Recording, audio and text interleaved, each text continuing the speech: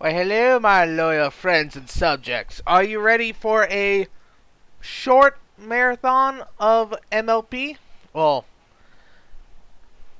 I've been watching a lot of Star vs. Force of Evil. The fucking princess thing's getting to me. Milk with Oreo parts in it. Anyways, so yeah, I'm going to got a lot of fucking days off coming.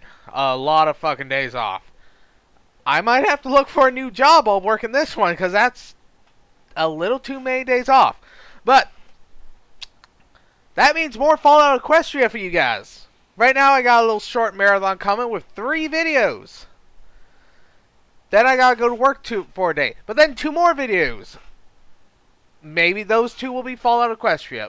At least one, yeah, at least one of them.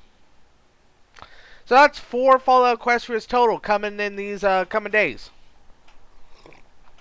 Anyways, fucking, what's this one? Would knowing have served any positive purpose? Littlehorn was such a painful horror, the massacre of a school full of pony children, that it left a black and weeping wound in the psyche of Equestria.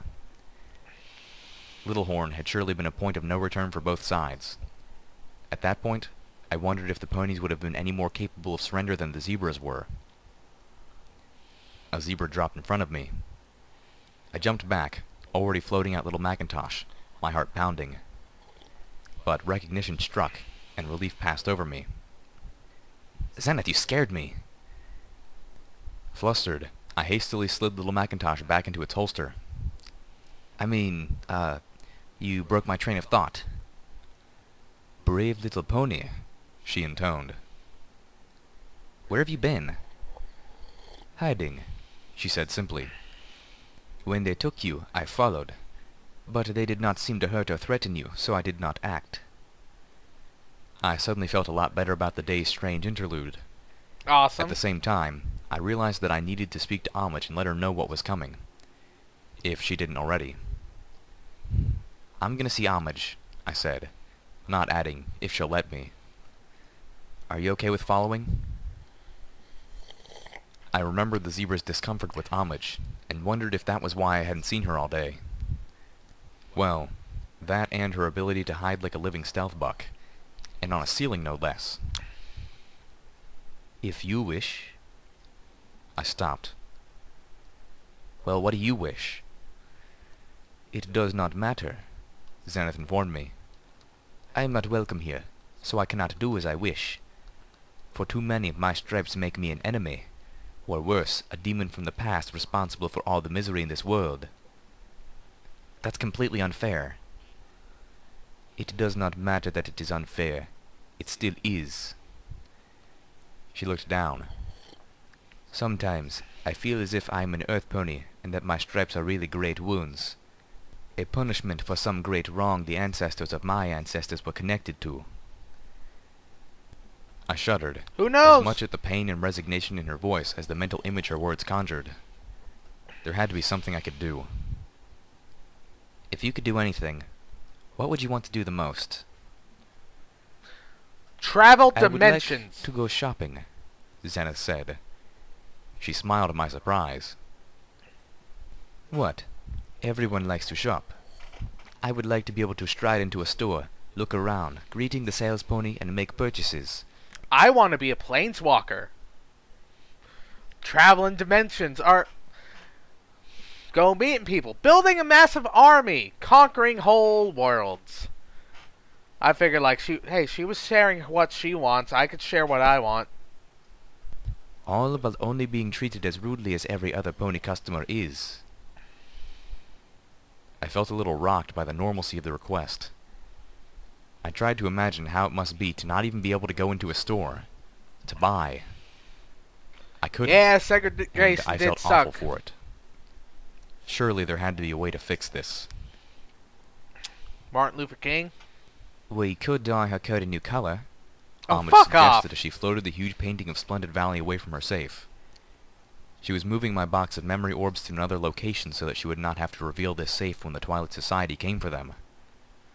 A near-black charcoal would hide her beautiful stripes enough for a modest gown, and a hat, to obscure them completely. Although, for the life of me, I can't imagine wanting to do that. Homage turned and smiled warmly to Zenith. You are gorgeous the way you are. Zenith, on the other hoof, scowled. I'm being honest, Homage insisted. I'm sure my little Pip has drank in the sight of you at least once. Haven't you, little Pip? She asked, deliberately putting me in a humiliating spotlight. All the worse because I immediately thought of staring at Zenith's flanks back in stable too. See? Own it, little Pip. Homage laughed. That burning face means little Pip's been watching you. Zenith was staring at me. I sunk to the floor, putting my forehooves over my head. After a few excruciating moments, Zenith replied, I am a zebra, and a scarred one at that. Yes, Homage agreed, unlocking her safe. And a beautiful sexy mare of a zebra at that. A simple glamour should then mask your zebra-ness from notice, Homage suggested as she swung the door of the safe open. But are you sure you want to hide who and what you are like this? I hide all the time, she said simply. This is no different. Zenith made a slight choking noise, backing up, her eyes fixed on something just beyond Homage. At her reaction, we both followed her gaze. The Star Blaster. You have it locked away like a treasured possession, Zenith intoned. Homage frowned. I have it locked up to keep it from hurting any pony. Zenith blinked. The zebra cast a look to me as she slowly asked, Then you know it yearns to kill. All guns. Homage gave me a quick, quizzical look. I tried to return it with an expression that told her Zenith was deadly serious in the claim. Homage didn't laugh. She didn't look like she found the idea even a little funny. I'll admit, I'm a much better shot with that thing than I've been with any other weapon I've tried, including other magical energy weapons. But I attribute that to magical energy weapons being damn rare in most parts of the Equestrian wasteland, and all the others I've tried being poorly maintained pieces of rubbish. Zenith remained silent, waiting. No, I don't think it actually wants to kill. I don't believe this thing is alive or sentient, Homage told her. But I do believe that it was made by crafters with murderous intentions. Crafters? Zenith asked.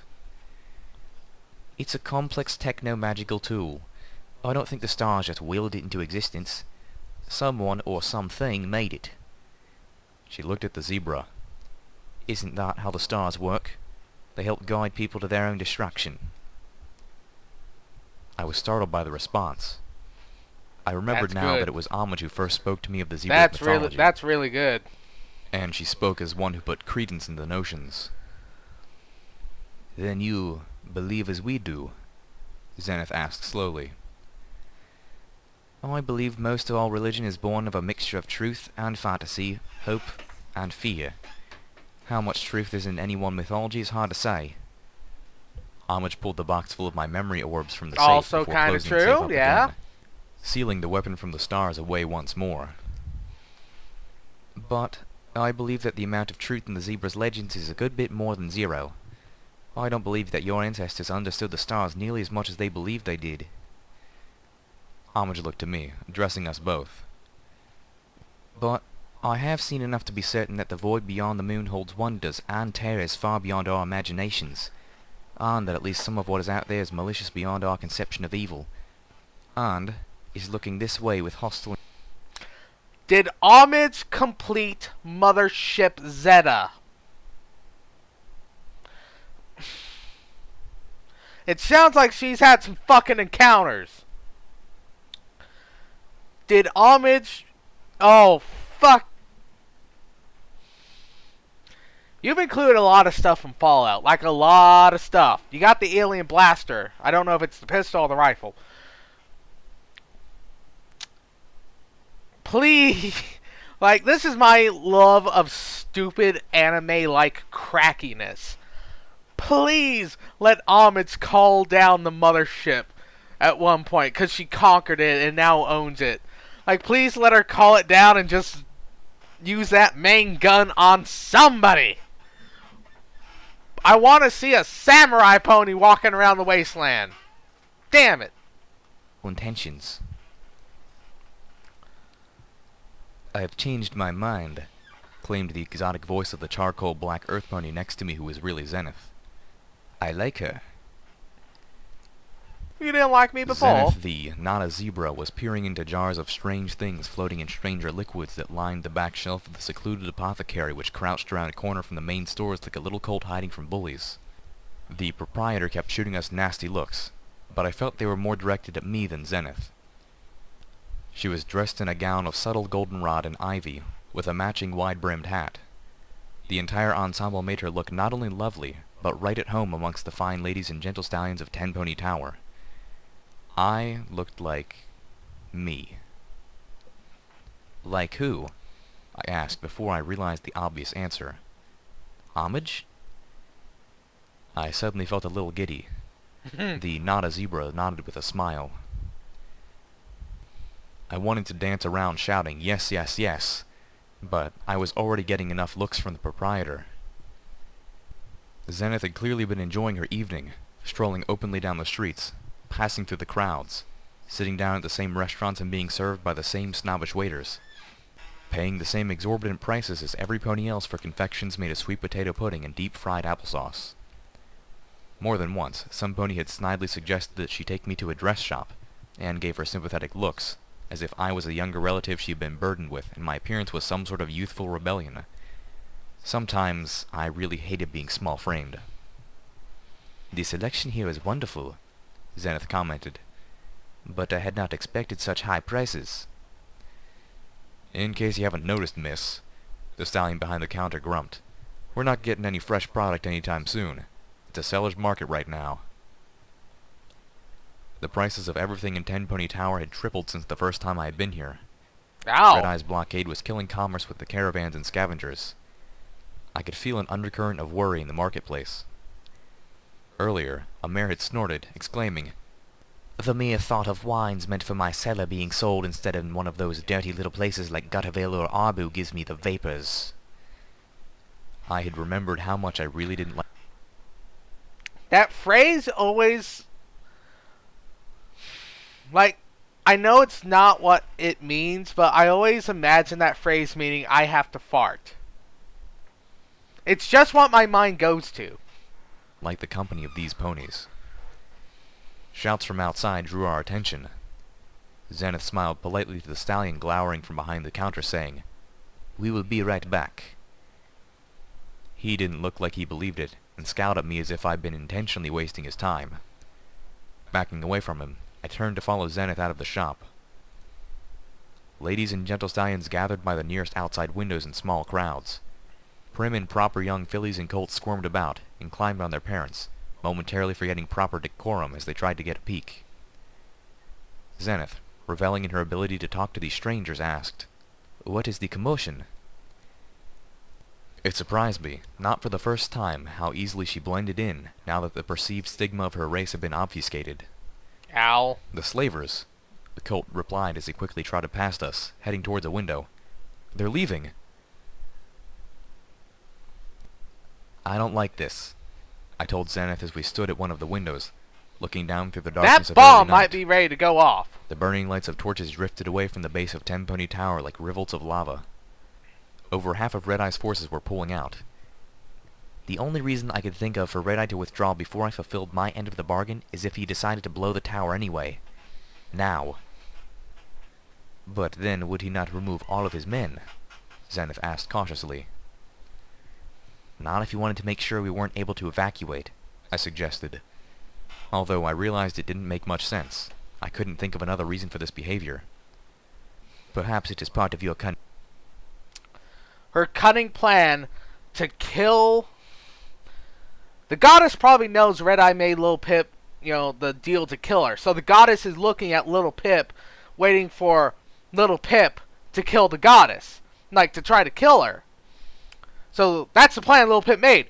She would remove all her memories of it, in case the goddess found out, but she actually orchestrated this big plot where other people would kill the goddess for her.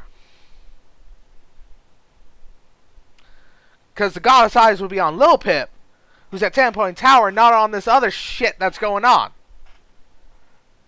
plan," Zenith suggested hopefully. "Doesn't feel like it." Aren't I supposed to be being punished? I asked, sitting on Homage's bed inside Twilight Sparkle's Athenium, staring out the huge windows at the retreating forces. I was tense, and worried. I wanted to know what Red Eye was up to. He was making a move, and while I had nothing but a gut instinct to base my opinions on, it didn't feel like this was something I'd predicted. Throughout the tower, ponies were cautiously optimistic. I gave up, Homage admitted as she sat down behind me and began to massage my shoulders, working to relieve my tension. Zenith had convinced me not to assume the worst, but that didn't keep me from contemplating all the other avenues of bad. Homage's gentle hooves worked in slow circles over my shoulders and then down my spine, moving towards my flanks. I couldn't hold back a sigh. My eyes flew open as a dark thought stuck in my brain like a dagger. Homage, you know I've been tainted, right? The goddesses only know what that vile stuff did to me. I might be abnormal now. Homage giggled softly, not at all the response I expected. Love, she said, sending a thrill up my spine. We've already had this conversation. Oh, I said, feeling embarrassed. Homage planted kisses up the length of my mane. The highlights. Both Dr. Helpinghoof and Lifebloom gave you a look over. There is a tiny mutation, but it's benign. Nothing to worry about. She gave one of my ears a nibble. The fact that your wrist taint for me and the ponies of this tower has not gone unnoticed, or unappreciated, especially by me. I felt relief. The dagger in my brain melted away. I've even checked you over myself, quite thoroughly, and you are definitely still my little pip. My ears shot up as she whispered, Orb number 8. I held Homage in my forelegs. You fucking tease! She can't even look at those, and you're like, oh, man, oh, you fucking tease. Nuzzling her softly. She Bullshit. leaned into me, her body warm, her breathing pleasantly heavy. Homage, I asked with trepidation. I didn't want to spoil the night. Yes, love? Homage's sweet voice panted gently up to me. Are you doing all right? After that, oh yes, she giggled. I tickled her absently, enjoying the ability just to touch her. You know what I mean. Things here have been rough lately, and a few days ago, what you had to do to save us. Homage sighed and curled around to look at me, though we couldn't really see each other in the darkness. After all you've been through for me, you're still more worried about me than yourself? That was a dodge, and I wasn't going to let her get away with it. Doesn't change the question.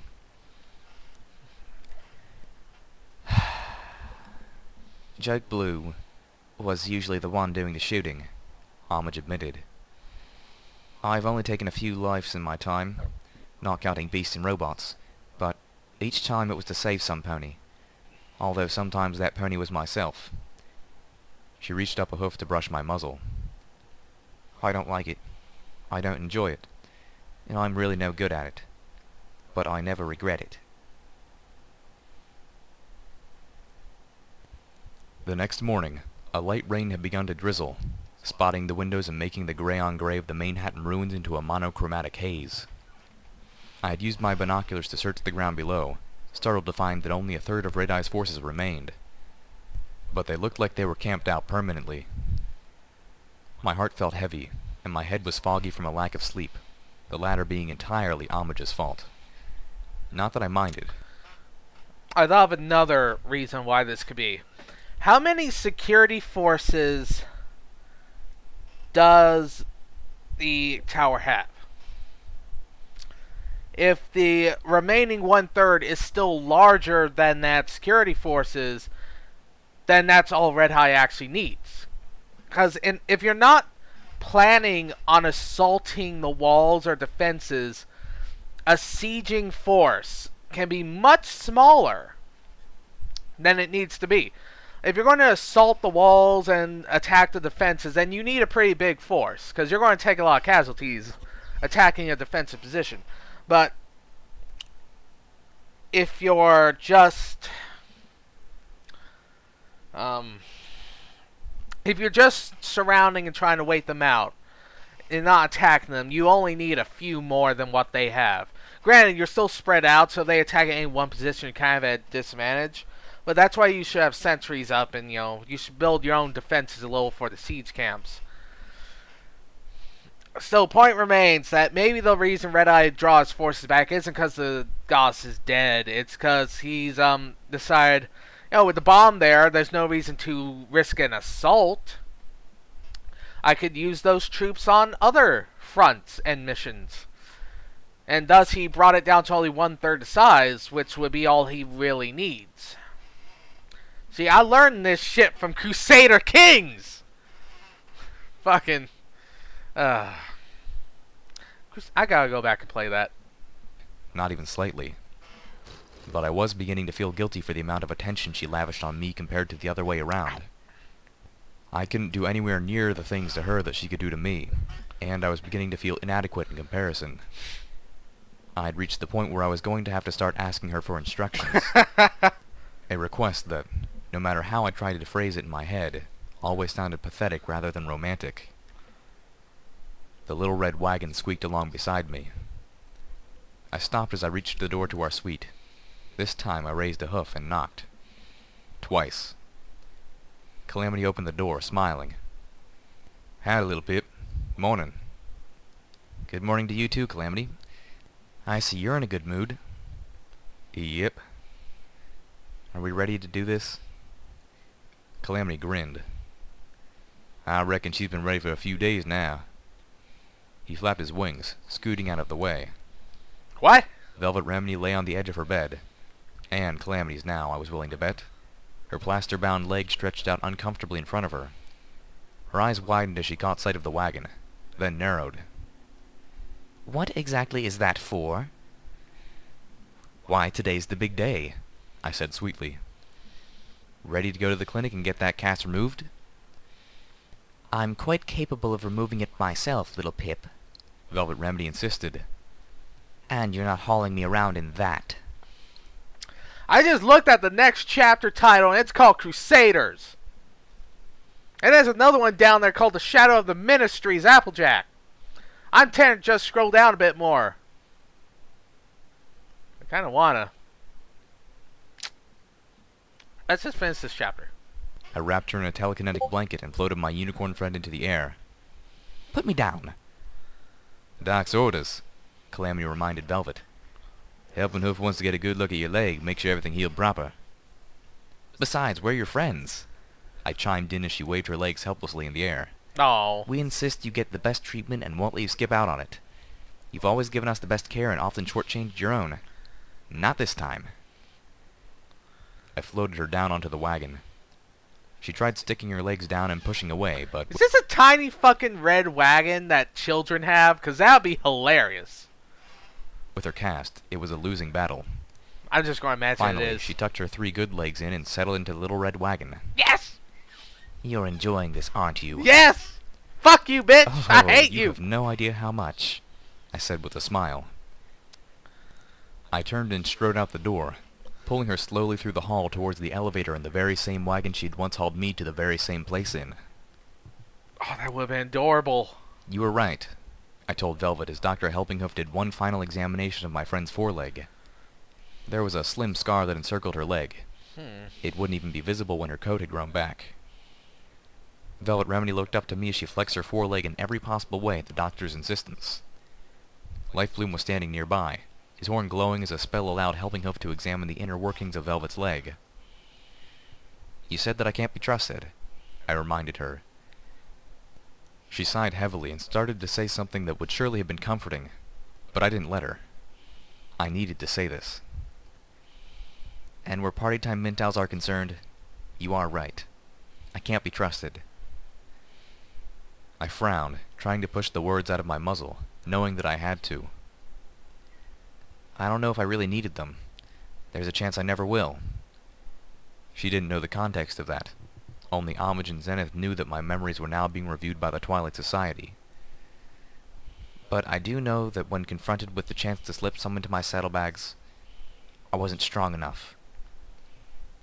Velvet Remedy was looking at me sadly.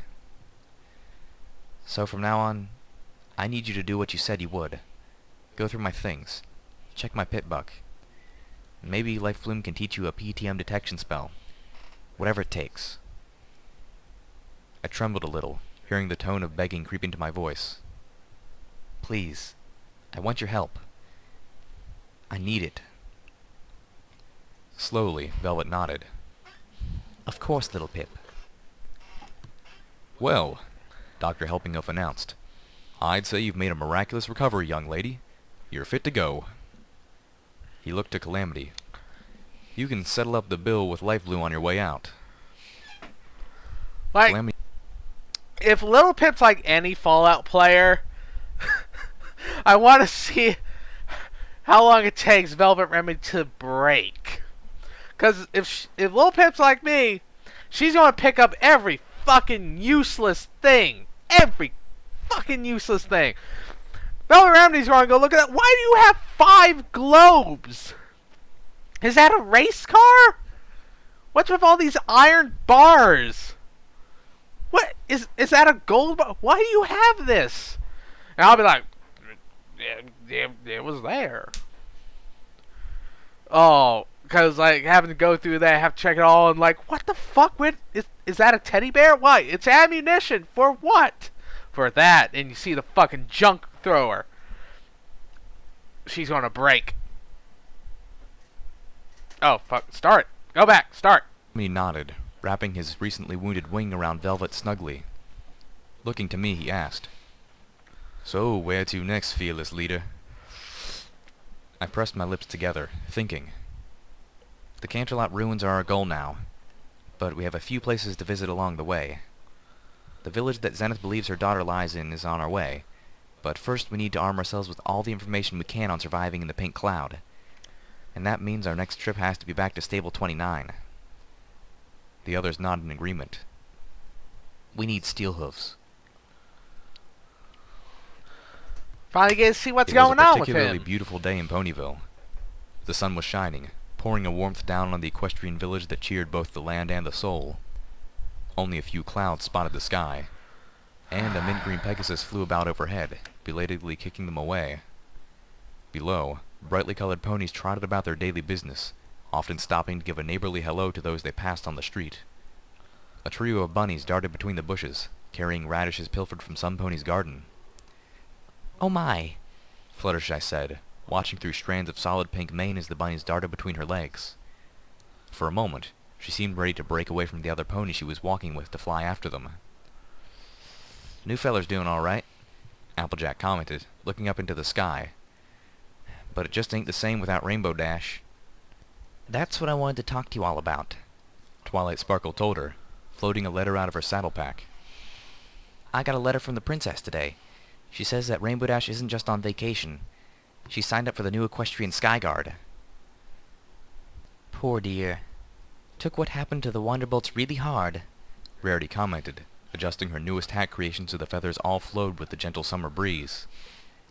I can't say that I blame her.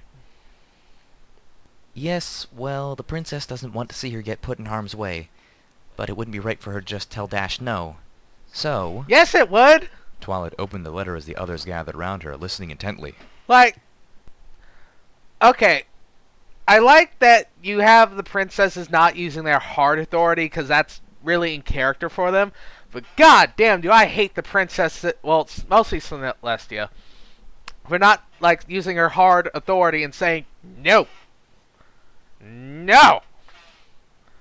Like, We're almost done with this one, so I'll keep this going in the next video, and we'll just we'll include the two together as I do.